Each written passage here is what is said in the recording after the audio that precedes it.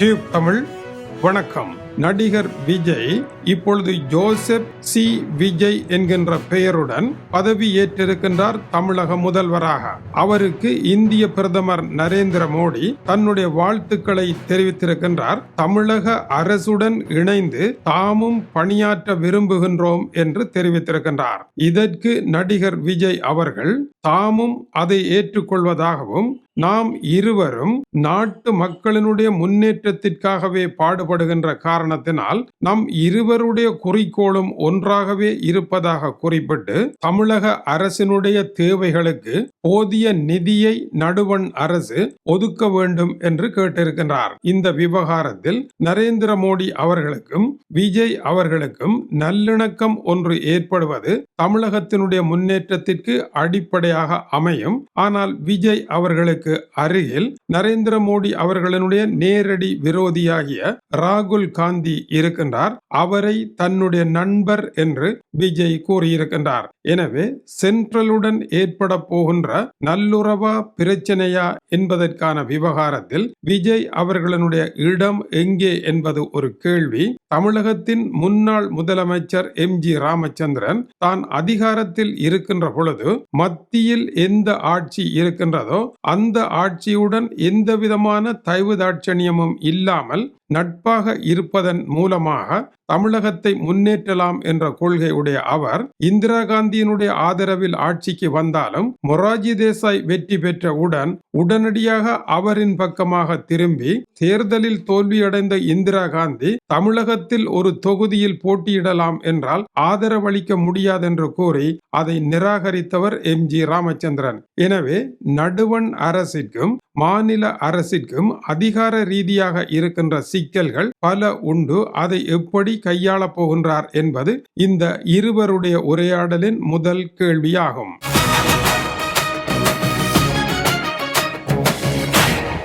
தமிழக ஆளுநர் எதிர்வரும் 13ஆம் திகதிக்கு உள்ளாக சட்டசபையை கூட்டி பெரும்பான்மையை நிரூபிக்க வேண்டும் என்றும் கேட்டிருக்கின்றார். இந்த நிலையில் தமிழக முதல்வர் விஜய் தன்னுடைய திருச்சி கிழக்கில் வெற்றி பெற்ற ஆசனத்தை ராஜினாமா செய்திருக்கின்றார். அந்த ராஜினாமா கடிதத்தை செங்கோட்டையன் எடுத்து சென்று வழங்கி இருக்கின்றார். இனி அந்த இடத்திற்கு இடைத்தேர்தல் ஒன்று நடைபெற வேண்டும். அதில் போட்டியிடப் போவது யார்?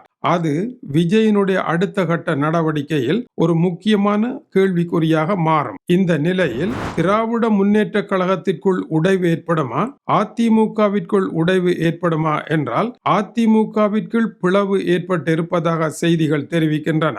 விஜய்க்கு ஆதரவு வழங்கக்கூடாது என்று தன்னுடைய வெற்றி பெற்ற உறுப்பினர்களை அழைத்து சென்று ஓரிடத்தில் வைத்திருந்த பழனிசாமி திமுகவினுடைய ஆதரவுடன் தான் அதிகாரத்திற்கு வருவேன் என்று கூறி அவர்களை சாந்தப்படுத்தி வைத்திருந்தார். ஆனால் திராவிட முன்னேற்ற கழகம் பழனிசாமிக்கு ஆதரவை வழங்காமல் விட்டு தம்மோடு இருந்த இரண்டு ஆசனங்களை கொண்ட கட்சிகளை விஜய்க்கு ஆதரவு அளிக்க அனுப்பியதன் மூலமாக அவருடைய பெரும்பான்மைக்கு உதவியாக மறைமுகமாக இருந்து அதிமுகவை ஓரங்கட்டுவதில் திமுக வெற்றி பெற்றிருக்கின்றது. இதனால் அதிமுகவிற்குள் பிளவு ஏற்பட்டு இப்பொழுது எடப்பாடி பழனிசாமியை பதவி விலக வேண்டும் என்கின்ற கோரிக்கை வந்திருக்கின்றது. எதிரணிக்கு உள்ளே இப்பொழுது புயல் காற்று வீசிக்கொண்டிருக்கின்றது. இந்த இடத்தில் முன்னாள் IAS அதிகாரி சகாயம் தவறுகளை அனுமதிக்க மாட்டேன் என்று விஜய் பதவியேற்பு விழாவின் பொழுது பகிரங்கமாக அறிவித்தது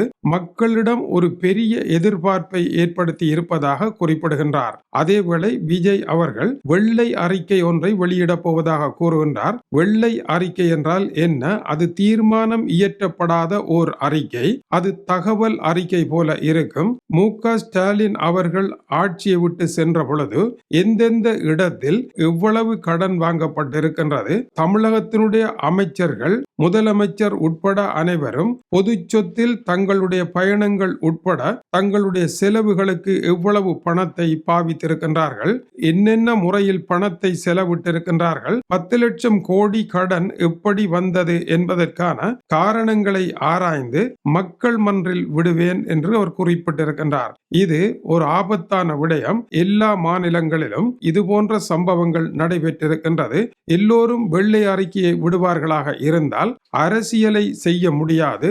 ஒரு சட்டமன்ற உறுப்பினர் தன்னுடைய பதவியை என்ன விலை கொடுத்து வாங்குகின்றார், அந்த பதவிக்காக விட்ட பணத்தை உழைக்க அவர் என்னவெல்லாம் செய்கின்றார் என்பது அரசியல் வியாபாரமாக இருக்கின்றது. எனவே அரசியலை வியாபாரமாக செய்வதற்கு தடையாக இருந்தால் எப்படி அந்த அரசியலை அடுத்த கட்டத்திற்கு கொண்டு செல்வது என்பது அரசியல்வாதிகளுக்கு பெரும் பிரச்சனையாக மாறும். இதை கொண்டு செல்வது கடினமான காரியமாகவே இருக்கும். சகாயம் அவர்கள் குறிப்பிடுகின்ற பொழுது தமிழகத்தின் 10 லட்சம் கோடி கடனுக்கு இப்பொழுது வட்டி கட்டி கொண்டிருக்கின்றார்கள். இதை அடைக்க 2 வழிகள் உண்டு என்கின்றார். முதலாவது, ஊழல் என்பது பெரும் பிரச்சனையாக இருக்கின்றது. ஊழலை கட்டுப்பாட்டில் கொண்டு வருவோமாக இருந்தால் இந்த கடனை அடைக்கலாம். நிர்வாகத்தினுடைய செலவை குறைப்போமாக இருந்தாலும் இந்த 2 செலவு குறைப்புகளும் 10 லட்சம் கோடி கடனை படிப்படியாக அடைப்பதற்கு உதவியாக வரும் என்று அவர் குறிப்பிடுகின்றார். ஆனால் விஜய் கூறுகின்ற பொழுது கஜானா காலியாக இருக்கின்றது, பணம் இல்லை. பணம் இல்லாவிட்டாலும் காரியமில்லை, பெருந்தொகையாக கடன் எடுத்து கடனின் மேல் கடனாக வைத்து சென்றிருக்கின்றார்கள். விஜய் அவர்கள் குறிப்பிட்ட சமூக நல திட்டங்களை எல்லாம் செய்வதற்கு இந்த பணத்திற்கு மேலால் பணத்தை தேட வேண்டி இருக்கின்றது. எங்கிருந்து தேடுவதென்பது தெரியவில்லை. எனவே கால அவகாசம் தாருங்கள் என்று பதவியேற்பு விழாவிலேயே அவர் கேட்க வேண்டிய நிலைக்கு தள்ளப்பட்டிருக்கின்றார். இது மற்ற முதல்வர்களிடம் காணப்படாத நிலை. அவர்கள் இன்றே மக்கள் பணி ஆரம்பித்து விட்டது என்று குறிப்பிடுவார்கள். ஆனால் பொய் வாக்குறுதிகளை கொடுத்து மக்களை ஏமாற்ற மாட்டேன் என்றும் தெரிவித்திருக்கின்றார். சொன்னதை படிப்படியாக நிறைவேற்றுவேன் என்றும் கால அவகாசம் தேவை என்றும் அவர் குறிப்பிடுகின்றார். அவருடைய உரையில் ஊழலை ஒழிப்பேன் என்று அவர் குறிப்பிட்டது மிக மிக கடினமான ஒரு செயல். தமிழகத்தில் முதல்வராக வந்த எல்லோருமே தங்களுடைய பதவி ஏற்பின் பொழுது ஊழலை ஒழிப்போம் என்றுதான் கூறியிருக்கின்றார்கள்.